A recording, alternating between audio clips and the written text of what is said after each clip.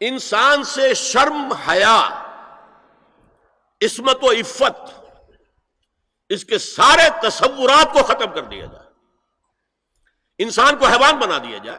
ایک کتے کو شہوت ہے، جو کتیا مل جائے، چاہے اس کی ماں ہو چاہے اس کی بیٹی ہو، اس سے اس کو استفادہ کر لے گا۔ یہ انسانوں نے کیا قدریں لگا رکھی ہیں، ماں، بیٹی، بہن، بیوی، کیا فرق ہے ان میں؟ عورت ہے وہ بھی عورت ہے، یہ بھی عورت ہے۔ اور خاندانی نظام کی جڑیں کھود ڈالی جائیں، گویا کہ انسان حیوان بن جائے۔ اور یہ نوٹ کر لیجئے پلیز کہ یہود کی جو ایک تو کتاب ہے تورات، ایک ہے تالمود۔ تالمود ان کی فقہ کی کتاب ہے۔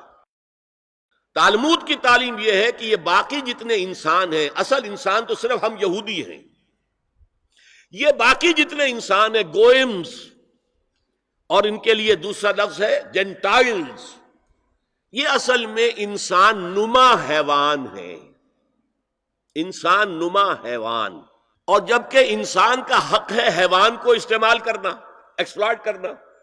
گھوڑے کو ٹانگے میں بگی میں باندھتے ہیں کہ نہیں، اور بیل کو آپ اپنے ہل میں جوتتے ہیں، اسی طرح ہمارا حق ہے تمام انسانوں کو ان کا خون چوسنا، انہیں ایکسپلائٹ کرنا، انہیں استعمال کرنا۔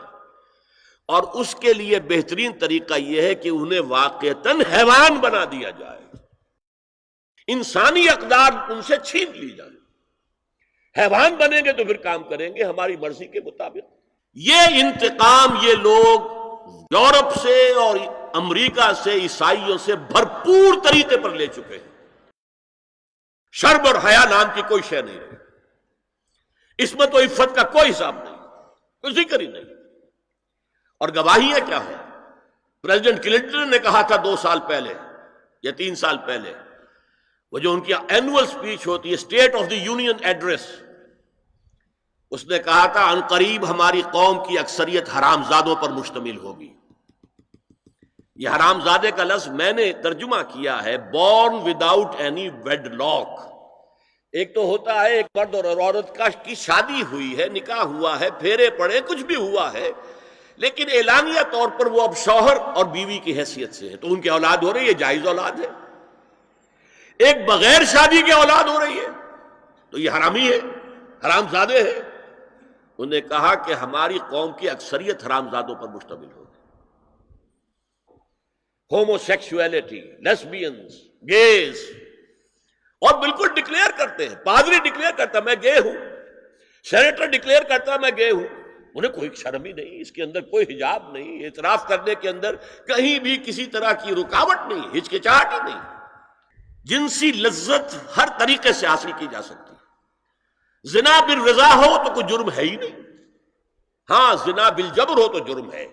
کہ یہ مغرب یہودیوں کی سازش کے تحت اور امریکہ کی عظیم قوت کو استعمال کرتے ہوئے، سول سپریم پاور آن ارتھ، آج یہ ہمارے گرد گھیرا تنگ کرتے چلے آ رہے ہیں کہ ہمارا معاشرتی نظام بھی تلپٹ ہو جائے، درہم برہم ہو جائے، ہماری اقدار بھی ختم ہو جائیں، ہمارے ہاں بھی عورت اور مرد بالکل برابر ہونے کے مدعی ہو کر میدان میں آ جائیں، عورت مرد بن جائے، مرد عورت بن جائے، مردوں کی شادیاں ہو جائیں کہ ایک مرد شوہر اور ایک مرد بیوی، اور رجسٹر ہو جائے شادی۔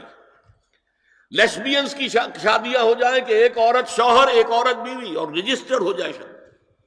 یہ سارا کام نَأْتِي الْأَرْضَ نَنْقُصُهَا مِنْ أَطْرَافِهَا، اس کی مثال کیا ہے کہ پہلے اس پروگرام کے تحت 1994 میں کانفرنس ہوئی قاہرہ میں، عرب ورلڈ کا وہ مرکز ہے۔ دوسری 1 سال کے بعد کانفرنس کر دی بیجنگ میں، اور اس کے بعد بیجنگ +5 کانفرنس ہوئی ہے۔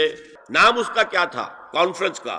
Women 2000، gender equality, development and peace for the 21st century.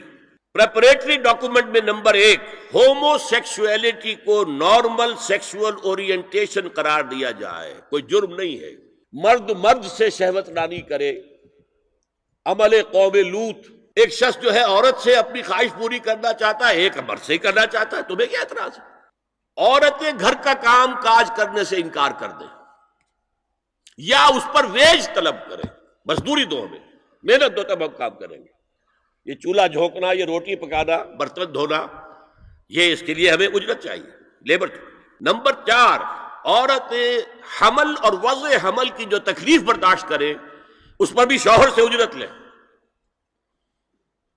Number 5، اگر کسی وقت کسی عورت کی طبیعت آمادہ نہ ہو ہم بستری کے لیے اور شوہر مجبور کرے تو اسے میریٹل ریپ قرار دیا جائے، یہ زنا بالجبر ہوگا جس کی سزا دی گئی، شوہر اور بیوی کا معاملہ ہے۔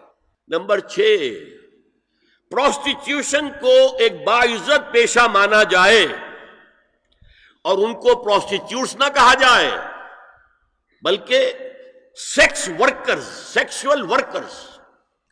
7، وراثت اور طلاق میں بالکل برابری، کوئی فرق نہیں۔ اب یہ خاص چیز تو معلوم ہوتا ہے کہ اسلام ہی کو ہدف بنا کر انہوں نے ایجنڈے میں شامل کیا ہے۔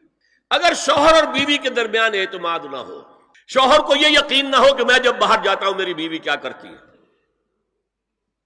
اور بیویوں کو یہ یقین نہ ہو کہ میرا شوہر جب باہر جاتا ہے تو کیا کرتا ہے، اگر بد اعتمادی ہو جائے، اگر شوہر کی نگاہ میں کوئی اور عورت جو ہے وہ آ گئی ہے، کھب گئی ہے، اب اس کی توجہ اپنی بیوی پر سے ہٹ جائے گی، اسے خواب میں وہی آئے گی، یہ بانڈ آف لو کمزور ہوگی۔ اگر باپ کو یہ یقین نہ ہو کہ یہ اولاد میری ہی ہے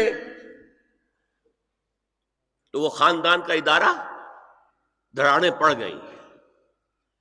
لہذا اس خاندان کے ادارے کو مضبوط رکھنے کے لیے سب سے اہم کام کیا ہے کہ جتنی بھی سیکشول اٹریکشن ہے یہ دو صنفوں میں، مرد اور عورت، یہ سینٹرڈ رہے، مرکوز رہے شوہر اور بیوی کے درمیان، انتشار نہ ہو، نگاہ ادھر سے ادھر نہ جائے، بلکہ ان کی پوری توجہ، آپس میں اعتماد ہو، آپس میں محبت ہو۔